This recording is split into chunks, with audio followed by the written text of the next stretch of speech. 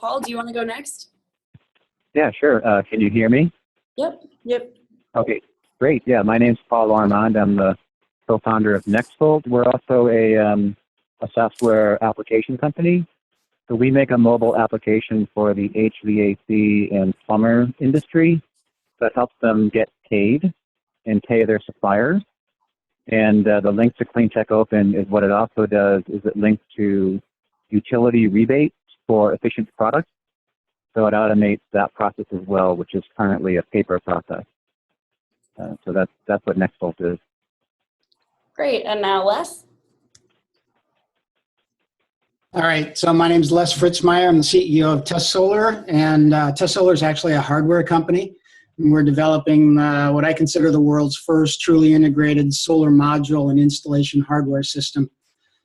My little bit of background, my experience with Cleantech Open predates the Cleantech Open. I was a finalist in what was called the Ignite Clean Energy Competition, which was the predecessor to Cleantech Open back in 2007. I've been a mentor for, I think, 5 years now, and it took 1 year off from that last year to actually compete in the competition. And had a great time doing it, and we'll talk more about that in a minute. Great. So to get started, I wanted to hear from you guys about what you think were the most important things that you got out of doing Cleantech Open last year. And you guys can feel free to jump in and respond to each other as well. Okay, I'll start. We're all looking at each other wondering who's going to talk first. It was pretty interesting for us in Cleantech Open. Having been on the other side as a mentor for a while, it was kind of interesting to actually go through the process rather than helping people go through it. Probably the most important thing for us, and the reason that we participated, was exposure and networking with not just the other startups, but also potential investors and strategic partners. It's extremely valuable. It's probably the number one reason why we participated. Yeah, I'd echo that. I think that I learned pretty quickly on as a second-time entrepreneur. I started another company about 13 years ago, which was a consulting firm in the sustainability space. But I learned pretty quickly that any startup needs three things. They need mentors, meetings, money. And those three things were for us were achieved through the Cleantech Open. Obviously, the mentors were great. We still have good friends that were in our class, so we're constantly having sort of new meetings and a dialogue with those people. And we actually won a little cash out of it too, so it worked out good. Yeah, never hurts. Yeah, if you can hear me, this is Paul. I'd echo the same that the key things that we got out of the Cleantech Open was connections to mentors.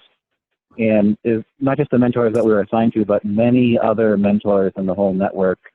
Cleantech Open is what led us to a financial CFO that's with us, our legal advisor, and a bunch of investors. So it was, it was basically accelerating what might take a year to do through like lots of, pounding of the pavement that you can do in a summer because everyone's kind of coming together. I think too, if you're a clean tech company in the Boston area, you want to be with other clean tech companies because there's some investors that really are only comfortable in clean tech space and some investors that are not comfortable. And it kind of filters just the ones that I think you want to be speaking to. I'll just add one more thing that in terms of like things I learned at Cleantech Open, someone's got some police action going on. Well, there was a great pitch, a great speech that was done by one of the mentors, Mitch Tyson, and he gave a great presentation on use of inquiry to advance your business, and that to me was probably the one most important thing we learned. When you're doing a startup, you get very focused on what you're doing, and you're pitching all the time. It's always kind of about your product. And you can get really stuck in your own head or your own product. And you need to learn to stop doing that once in a while and systematically ask questions and find out what your customers are doing and what they need and things. And so that was a great thing that we learned from both that presentation by Mitch, as well as our mentors that would constantly remind us to do that. Awesome, thanks.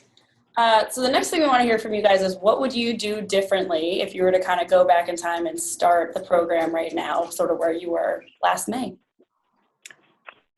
I would have engaged the mentors more aggressively during the Open. I actually engage them now more than I did during the Open, but I think I would have been a little bit more aggressive in seeking sort of guidance and counsel, and reaching out to them more proactively than I did during the Open itself. Again, I'm better at it now, but I wish I had done it earlier.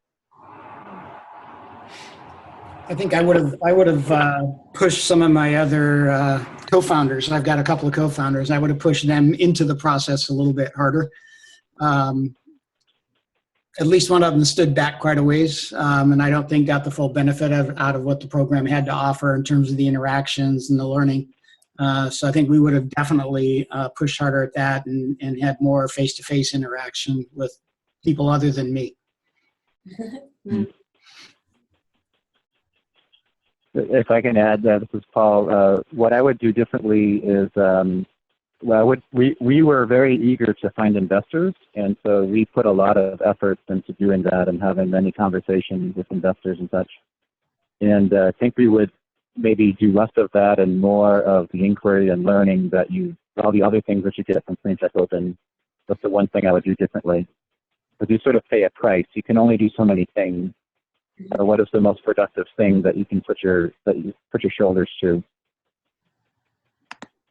Yeah, that's interesting. I think that the point about the mentors and the co-founders is really interesting, because we usually do find that there's one person on the team that's the most engaged, but the teams that participate most strongly, at times, do tend to try to get the rest of their team involved in some way. It can be hard though, because it's always like competing priorities. You have a billion things going on at the same time. So I think one of our focuses this year, certainly as a team, is going to be facilitating the mentor matching and specialist mentor help throughout the year to make sure that people are taking advantage of that as much as they can. And one of the ways that we handled that, so we've got a small co-founding team there's 4 of us, and we're in Portland, Maine. So we couldn't always get to Boston for all the events. We kind of had to pick and choose the ones that we could get to. So what we ended up doing was myself and one of the other co-founders sort of ended up sort of toggling back and forth depending on what was going on in Boston and what our other schedules were. So we kind of would come back and debrief each other and let each other know what happened. So we tried to split the duties up a little bit, because being an hour and a half away, it was a little bit of a haul for us to get down there for an evening reception. Yeah, one other thing I'll mention too is if you're considering applying to the Cleantech Open, it's not just the semifinalists who get into the program who have the ability to tap the mentor network. Even people who don't get into the program can choose to participate in something we call the team development program, which is for companies that are a little earlier stage that may not have been accepted, but we feel still should have access to the mentor network so that they can advance their company.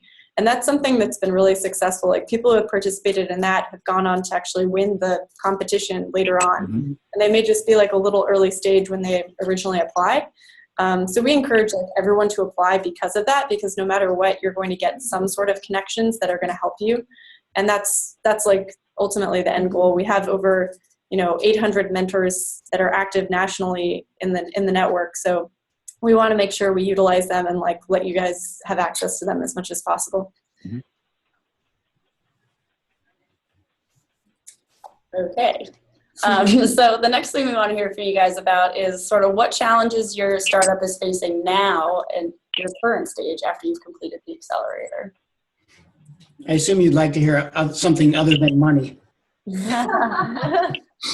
It's always a challenge. It's interesting. One of the biggest challenges that we've got is despite being where we are and with the really high quality recent grads, it's been a little bit of a challenge finding the right people to do the jobs that we need done. Everything else, fortunately, we've been able to come up with. We've retained a really good group of mentors and advisors. Our staff at the executive level, I'll call it, is pretty good with our co-founders. But people to actually go get things done have been a little bit harder to find. That's something that I don't think the accelerator can necessarily help us with, other than position us to make us look attractive.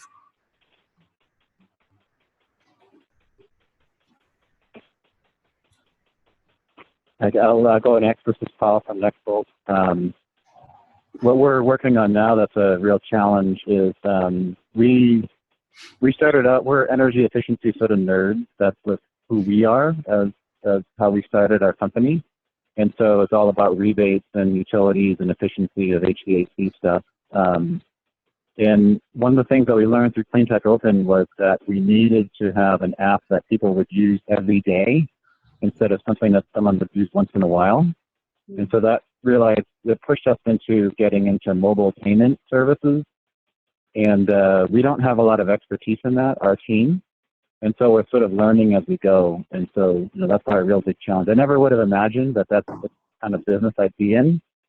So maybe Cleantech Open helped us come to a realization of business ventures that we never even knew we'd ever had any interest in, and suddenly they became interesting.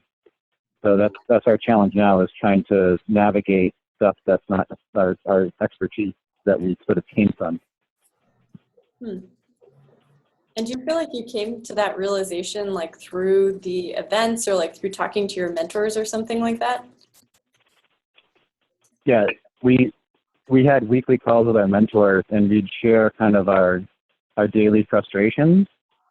Oh, we have these people using this thing, but it's once a week, and so we just end up in these brainstorming sessions that would go on for 2 hours, every Thursday, after work kind of thing, just over the phone, by the way. We didn't do it in person. And yeah, many of those discussions led to where we are now. Absolutely. Cool. Yeah, we don't have any challenges. Everything's fine. You're welcome. I know. Yeah. Thank you. Thanks to Cleantech Open, we have no challenges, right?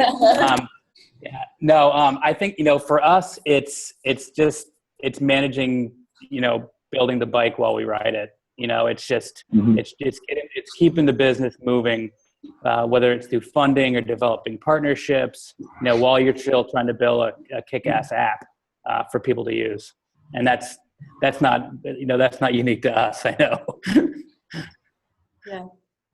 Have you found that finding talent is also a challenge for you as well, or is that less of an issue? I know less. Yeah, for us, it hasn't been that big of a deal. There are a lot of people who want to live in Portland, Maine right now, so we're kind of lucky in that regards. Yeah, definitely a hip spot to be. It's definitely a hipster spot to be. Yeah. I think we're a little bit weird because we're still a hardware company, and seems like there are fewer and fewer of us around, which would, I think, make us attractive to a lot of recent grads. But sometimes you just need some extra experience on top of what the recent grad has. Somebody that's already worked supply chain, for example, and it can be a little bit harder to find those people nowadays. Mm-hmm. Yeah, that's interesting. Yeah, I would say in terms of finding people to help us, all of them that we've acquired recently come from Cleantech Open channels. Wow, that's great to hear. Yeah, Les, let us know actually if we can advertise for you. We send out job opportunity postings and that sort of thing. Pretty regularly, actually. I will. I'll take you up on that. Good. Cool. Okay, so next thing, what advice do you guys have for early stage startups, much like the ones who are on this webinar right now? I think I'll echo what Paul said earlier, if it's okay. I think that the customer engagement and conversations with potential customers, that inquiry process that Mitch teaches, it's never too early to go out and find out what the market really wants from you. I think the Cleantech Open is, we're here to plug Cleantech Open, so I'm going to do it. Cleantech Open is a fantastic way to learn how to do that and start to make the connections that can get you out into the field to do that. So joining this accelerator and any other accelerators that make sense for a company, really, really worthwhile for early stage companies. Mm-hmm. This was Paul from Next Pulse. I would say the one piece of advice I would have for someone starting a startup is don't ask the question, would you buy it? Ask the question, buy it, and then get a yes or no answer. There's actually a Cleantech Open mentor that gave us the line. He said, in the corporate world, you always talk about, quote, getting to yes. That's kind of the famous corporate line, how to make sales kind of stuff. And that sort of implies that there's some sort of long lead time, and that might be the case for mature businesses. But in a startup setting, you don't really have any time for long lead time, and you don't have any resources. And you need to just get to knowledge of what someone will actually buy from you today. So he has a line, get to know, and yeah, as an N-O. And it's a great line. It's sort of like snarky, but it's totally true. So whenever your product's ready, whether it's hardware or software, you're trying to resell something, whatever, see if you can get someone to actually agree to pay for it as soon as possible. And everything else will fall into place after that. It's pretty much the one thing that you have to do. And so just start doing it as soon as possible and get to know. When you get to know, then you realize what you're not going to spend time on anymore, and you're going to start doing something else. Yeah, I'll totally echo that. I mean, I say, launch ugly, right? Don't wait for the thing to be perfect. Get it out there and learn. Yeah, that's interesting that the two software guys are saying that, though. Well, we're doing the same thing with our hardware, so they're not alone. Okay, great. Yeah, that's cool. We often hear a lot about there's a little bit of tension maybe between hardware and software when it comes to agile frameworks of development and like the lean startup methodology. And there's some debate in the startup community even over how much that applies to hardware, like how you implement that for hardware, how you make hardware, follow the same best practices when it's so time and money intensive even to get a prototype.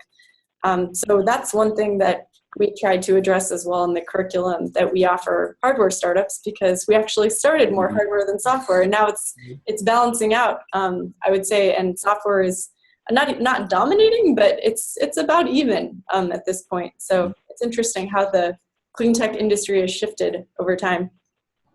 Mm-hmm. I think that the idea of the lean startup, it's a little bit different from hardware. Just a personal perspective is that I take a lot of my cues from an old book called Skunk Works. It's about Lockheed Martin and how they always did their hardware development. Fail early, fail fast, and learn from it. Yeah. So a very similar kind of approach is, geez, build it. If it's ugly, that's okay. Just learn from it so that you can iterate very, very fast and cheap to get to the final product. So we've got a very similar philosophy. I think it's just things you can hold in your hand instead of code. Yeah, that's really interesting. One of our alumni actually, they were from Lockheed Martin, EcoVent, who graduated 2 years ago, I think.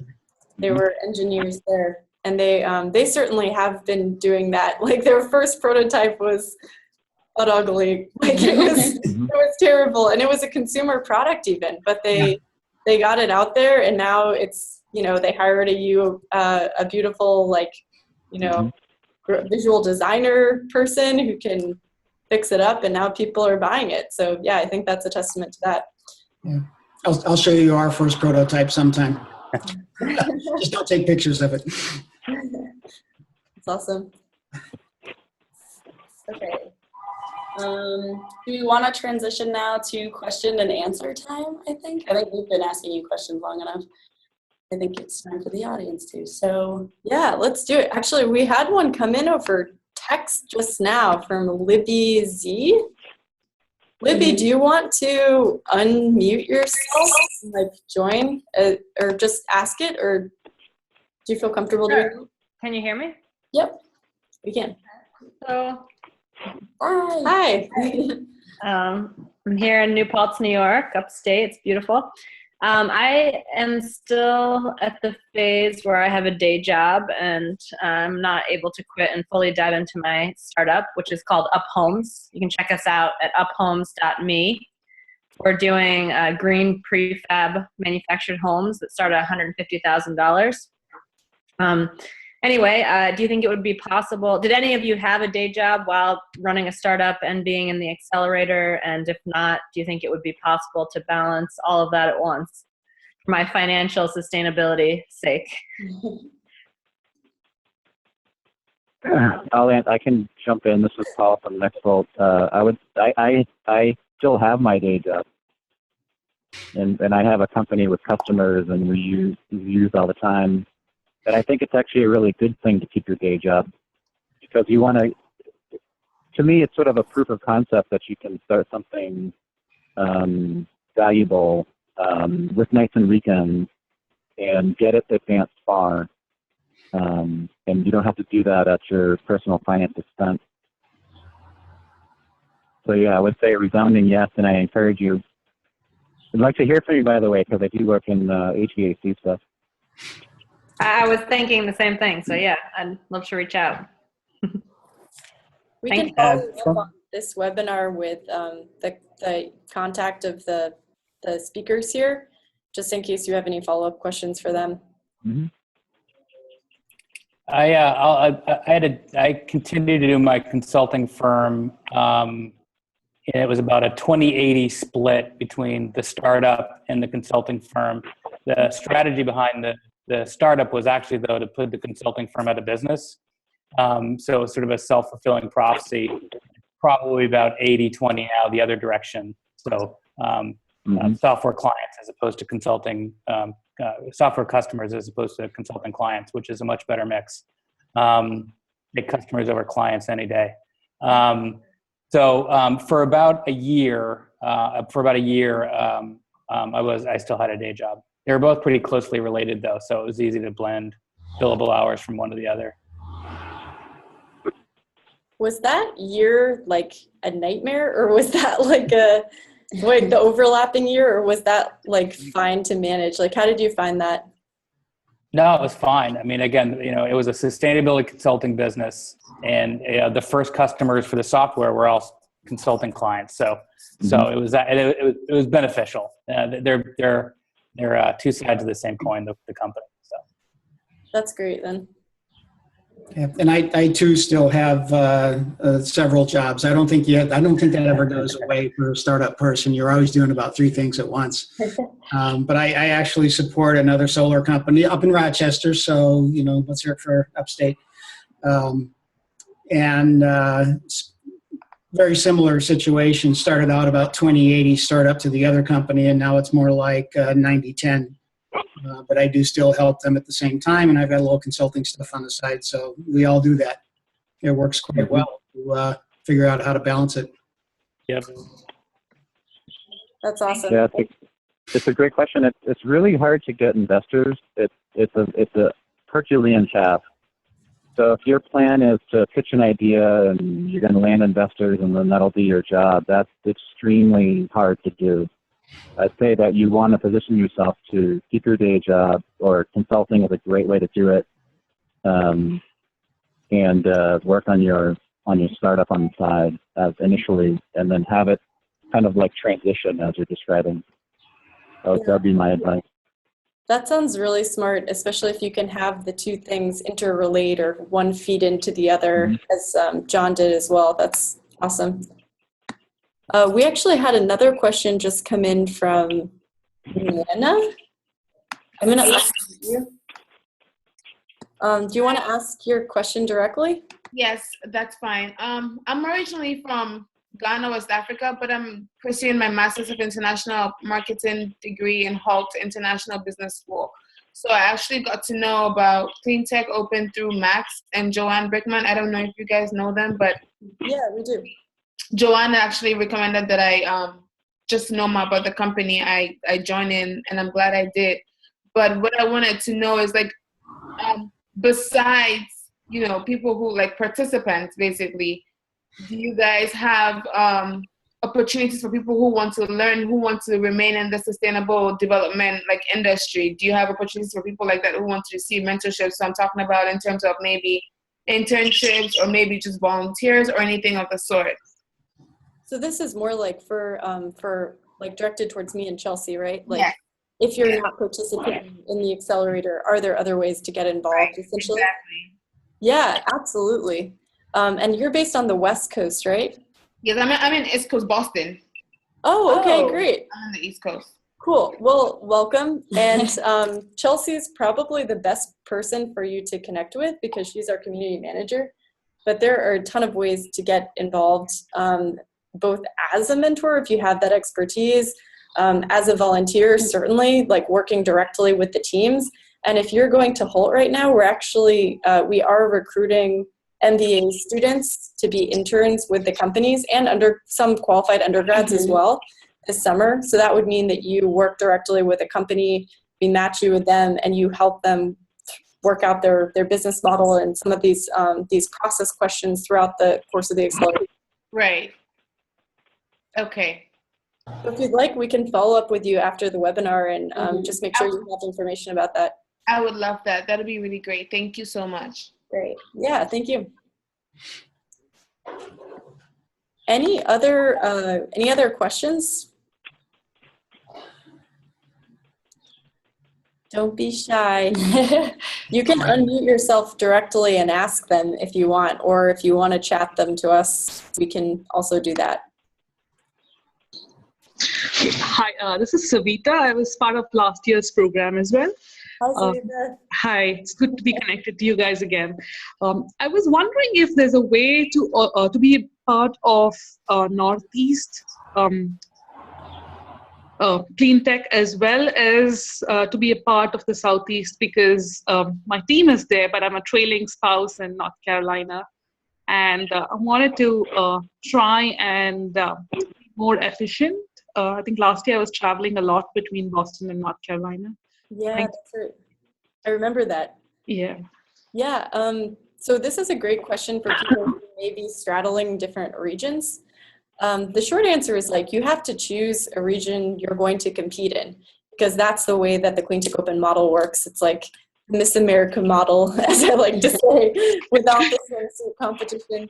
So we choose our regional representatives, the regional winners. They go on to the national level for each region. So Northeast chooses its own, Southeast chooses its own, and essentially where you would choose to compete with your team depends on where you want to attend the mandatory final judging event.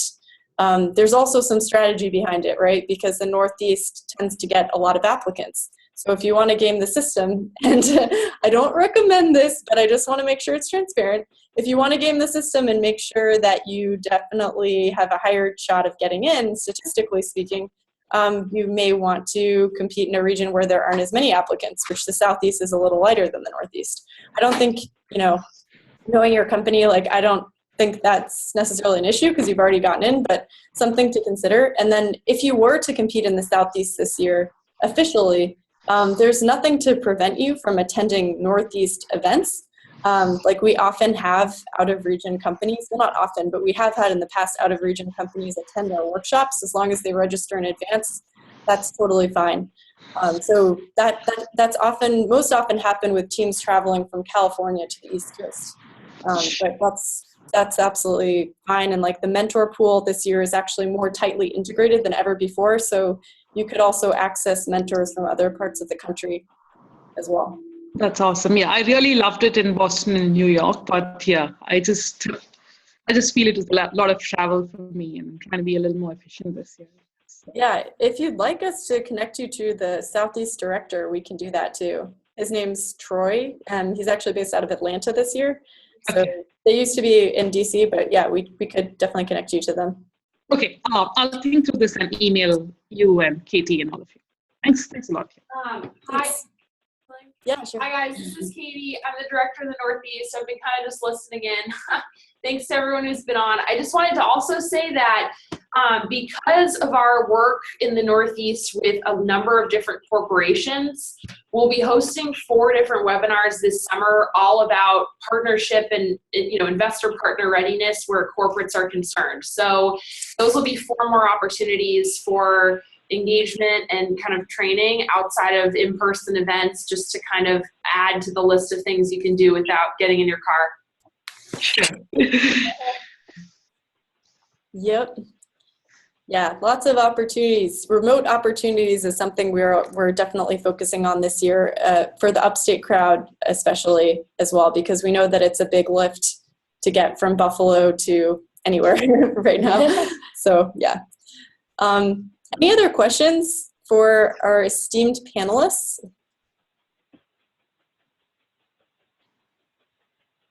No more? Any questions for us about the value of the Cleantech Open or the panelists? Here's one that just came in. Are the program events typically on weekends or weekdays? Good question. Almost always on weekdays. The reason for that actually is we found that during the summer months, people really book out their weekends for travel and vacation. So we found that it's difficult to have programming on weekends. That being said, sometimes the national webinars that are hosted by the West Coast will fall on weekend days. I don't know the final decision for that yet this year, because I think they're still pinning down dates. But most of the in-person events will happen after working hours in the evenings.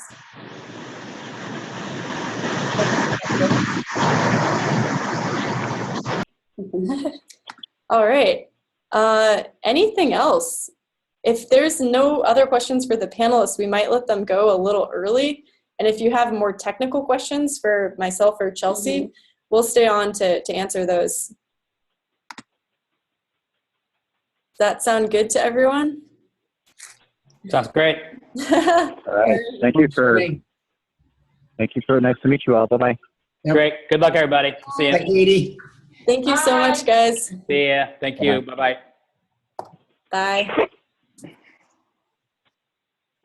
All right, so we'll stay on as long as you guys need us for. I don't know, I'll put out like one final call for questions. Yeah, just to about make the sure. application process or the accelerator program. Yeah, and is anyone on mute that can't talk? Looks like everyone's okay. Cool, just want to make sure.